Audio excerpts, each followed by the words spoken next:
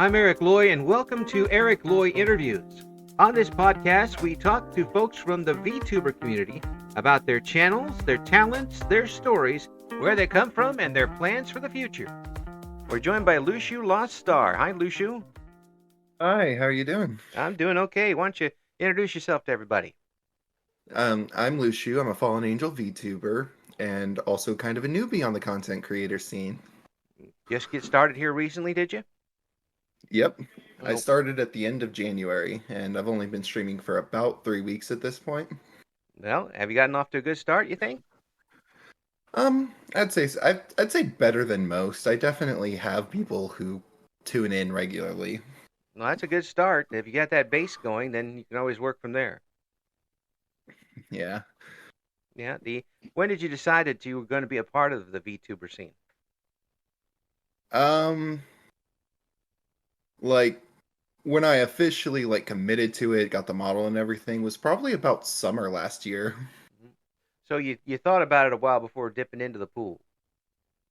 Yeah.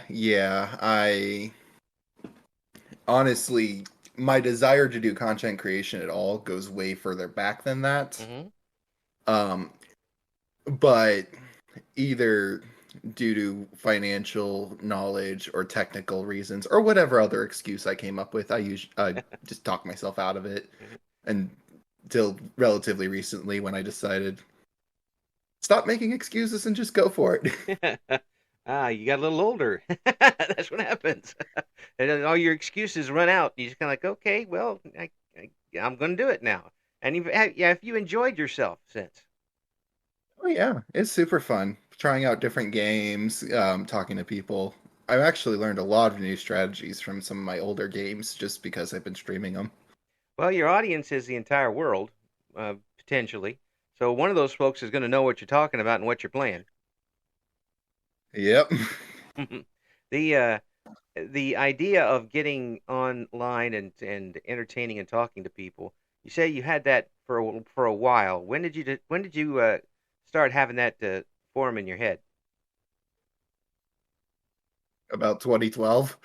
But To be fair, I was still a child back then, yeah, yeah, but yeah. I definitely grew up in the early YouTube era where you got a lot of those like where it was still just starting out, people were still figuring out what this was, like long before it was like an actual profession. Hmm.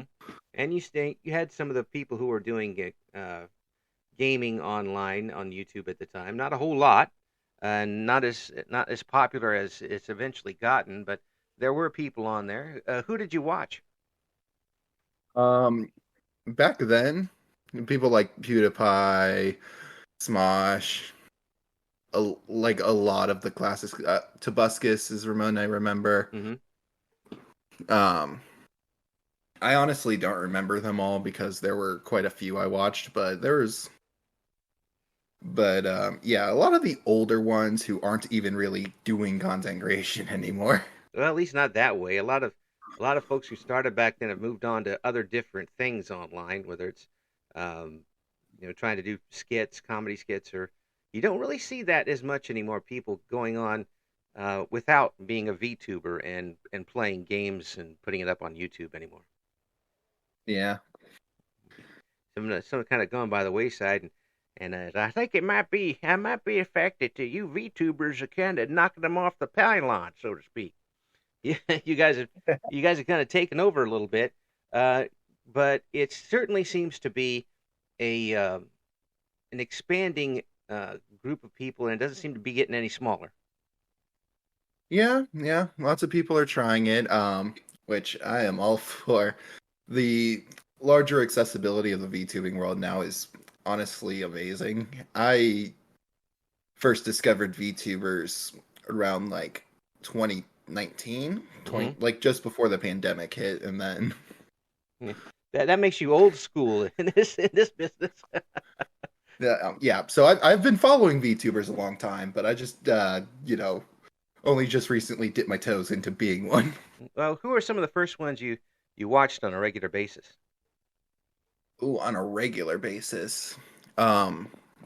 Probably Maury Calliope from Hololive. Hmm.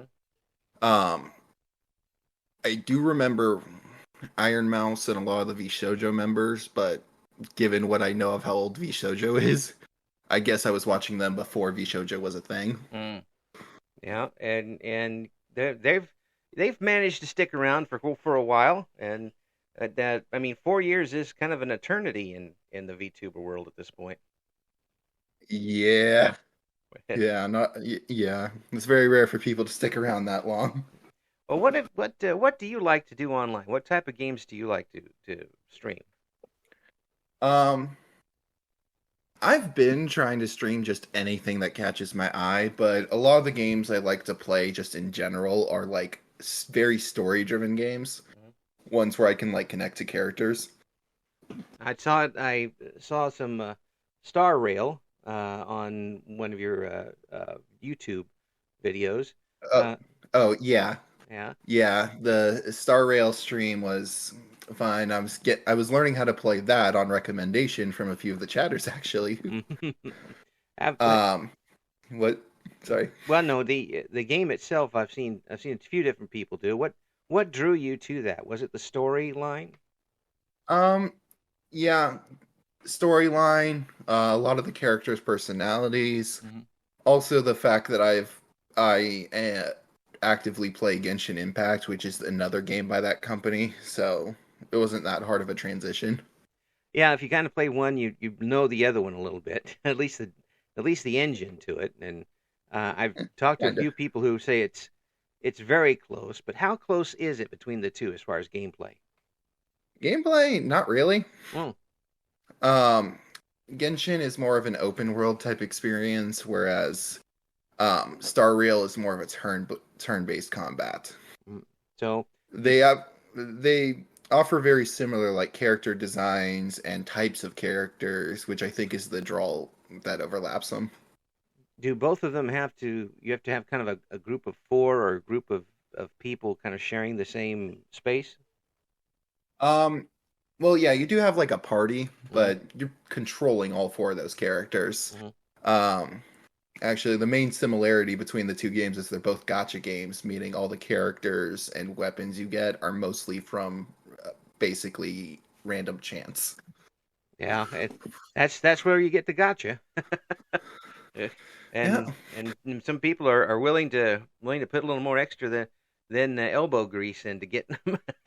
And it as far as other games that you're into, what have you been playing recently? Recently I've been playing Persona since the Persona 3 remake just came out. Um, when the Final Fantasy 7 Part 2 remake comes out, I'm probably going to be playing that. Um, then I also like to play card games like Yu-Gi-Oh. Um, Online? the, yeah, yeah. Mm. Yeah, I also have the physical cards, which, yeah, yeah. There's something that's always looked intriguing to me, those card games, but I never could.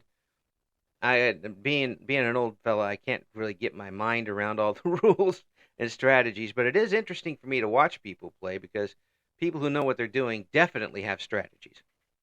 yeah. Yeah, no, I would say I'm very lucky. Most of the card games I played, I discovered them when they were still in their infancy. Mm. Like I played Yu-Gi-Oh back when it was still new.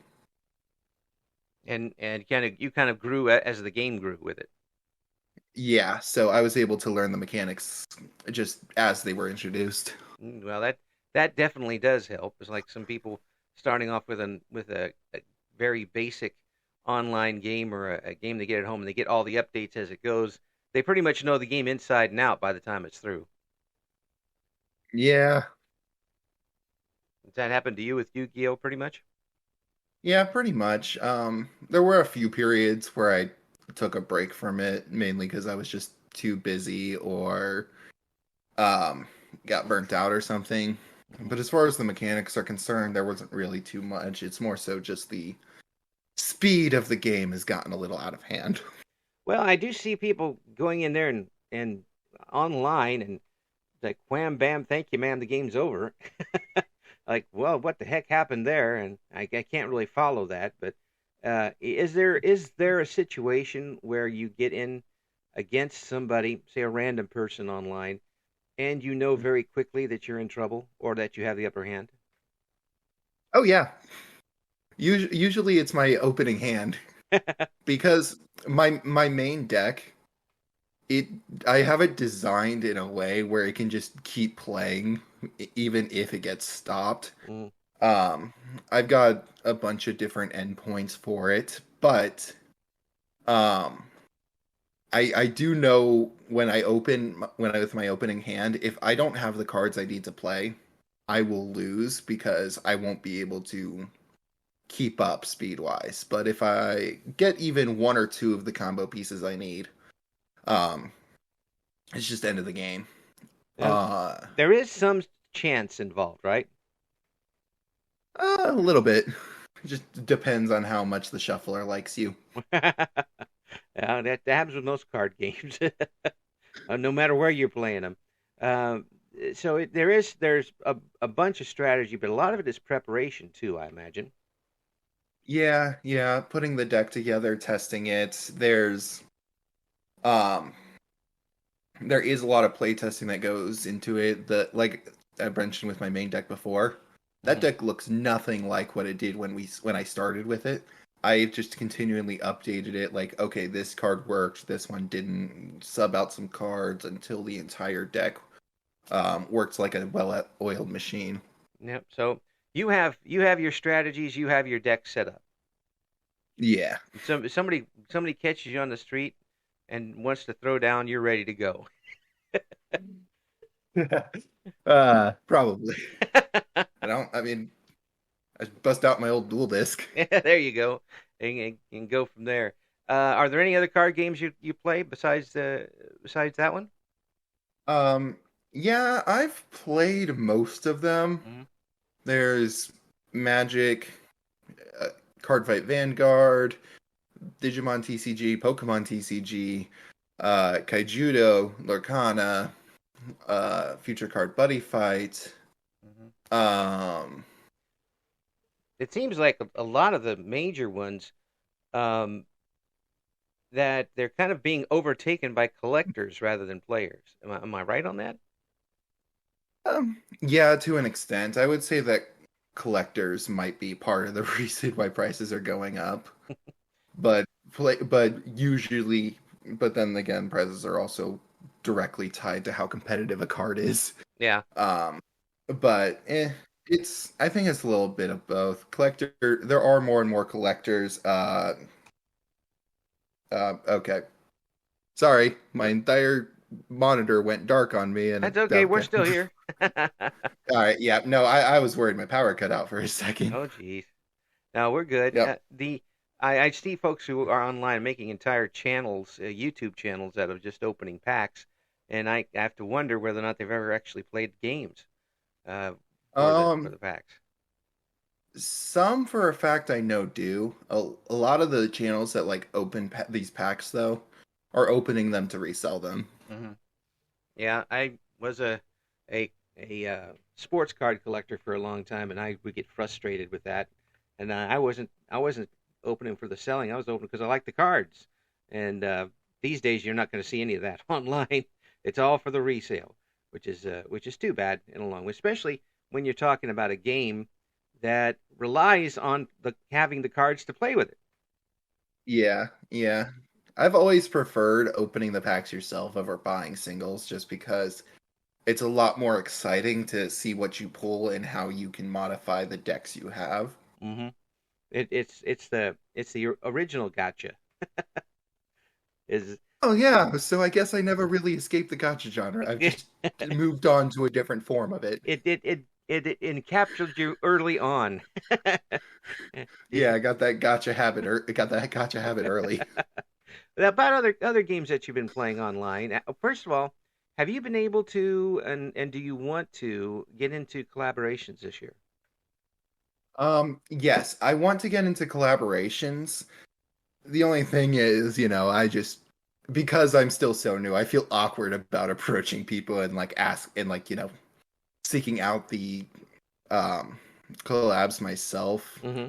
And there's also the factor of me wanting to get to know people and actually like attempt to hang out with them offline before doing any sort of collab. I don't see that personally. I don't see anything wrong with it, but then I'm not a VTuber, and I don't need to find something like that immediately. But I Yeah. been talking with a lot of folks now. There seems to be a little trouble. First of all, overcoming your own shyness and wanting to talk to somebody, but also not wanting to collaborate with the wrong person. Yeah. Um so I'm not really so shyness isn't really the issue, more so is that I'm very awkward when it comes to typing specifically. Like I have a hard time like typing in group chats or DMs or junk, but I Mm-hmm. am not but I'm an extroverted person, so I have no problem with like approaching people. Mm-hmm. Now that's I'm good. just you know, sorry. No, go ahead. I said that was good. Yeah, I just like I said before, I just want to focus on collabs with people I consider friends hmm because I am a VTuber as a hobby. I have another full-time job that helps fund this, but I'm doing this because I enjoy it and it's fun. So I at the very least if I'm going to do a collab, I want to do it with people I know I can have a good time with. Well, that's a very good mindset, especially when you're just getting started too. I mean, you never know if you really catch some momentum and go. Who knows what happens then? Yeah. It's always in the back of your I mind. mean, I can hear it in the back of your mind as you tell me as you talk to yeah, I mean, if I ever get big, I would prefer to have Tony Hawk levels of success where everyone knows my name, but no one could ID me on the street. Hey, there's nothing wrong with that. That's what radio was all about back in the day. No one knew what you looked like, and most of us had a face for radio. So there you go. Um, but one thing too, with your model, your avatar, was this one that you came up yourself? um, I came up with the concept myself, but I am not an artist. I'll admit that straight up. I do not have the ability to draw. Mm, So I found someone who designed VTuber models, affectionately referred to as my art mama, but yeah, they um so I gave them a list of design elements I wanted and like things. For instance, I told them like I wanted to create this fallen angel VTuber. right. Um, gave them specific details on like the wings or some of the colors, Yeah, went from there, and and yep, did they and give they you the put the work concept? into designing the whole model. Oh, they came up with the concept art, and then you kind of approved it later. Yeah, yeah, Well, and, and then since this person also happens to know how to do rigging, I also just had them rig the model then and there too. So everything was all done as one package. excellent. And are you looking to maybe eventually do something 3D or something move on to other types of models, or are you happy with what you got right now? Um, for right now, I'm happy with what I got, but I do have ideas for other outfits and designs. And as far as the 3D is concerned, if I ever decide to play VR chat, I might try to find someone to make a 3D version of this model. It seems to me that opinion on that is all over the place among VTubers. There, some folks are happy with a good 2D model that is very expressive. Some folks want to try the 3D. Some folks are happy with exactly what they have. Yeah. I uh, I feel like I'm somewhere in like the middle of that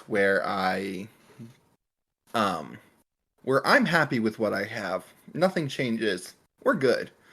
But at the same time, I'm also a very ambitious type of person who just wants to who likes to try a bunch of different things and like wants to do a lot of things. Yeah. If the So, opportunity is there, you're going to grab it. yeah, exactly. So what? So what I think you're getting at is don't tempt you. Yeah, pretty much. Don't hang it. Don't put that carrot out there because you might jump for it. Yeah, maybe.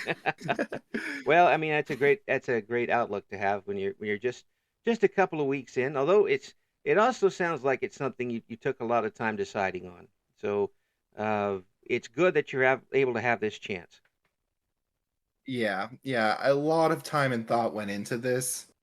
I'll admit that um long while back I was not in the best place mentally, Mhm. but as we've improved, a lot of like my decision making came down to I do not want to regret looking back at my life and going, man, I really wish I had at least tried this. Yeah, as a certified old man, I approve of that message. Thank you. Because once you get up here, you look back and you try not to look back over your shoulder as much as possible. Yeah, Yeah, you're going out and taking the chance, and so far it sounds like it's a good chance, and you're enjoying yourself with this. yeah, it is. I'm really glad I decided not to make excuses anymore. Just go for it and keep moving forward. Well, we appreciate you coming on. When do you stream on Twitch? Um, Usually I stream Tuesdays and Thursdays Hmm. in the morning American time, so um whichever time zone you're in when I'm streaming that time. Yes. And then I also stream the weekend, Saturdays and Sundays, but I do those more towards the evenings. Yep. So tune in. Do you have a schedule up on your Twitch? I do. I Okay. do. So The exact times are constantly being adjusted as I'm figuring out works best for me, right. they but you'll have a general idea of when I'm going to be going live just based on that schedule. Well, we'll have all the links coming up on right here on the description. So make sure you check out what Luxu has to offer. Oh, thank you so much for coming on. I appreciate it, Thank you for having me. and I wish you all the best and continued. I won't say improvement, continued enjoyment. How about that? Sounds good to me. Thank you for listening to Eric Loy Interviews. Join us again next time when we talk to another member of the always interesting VTuber community.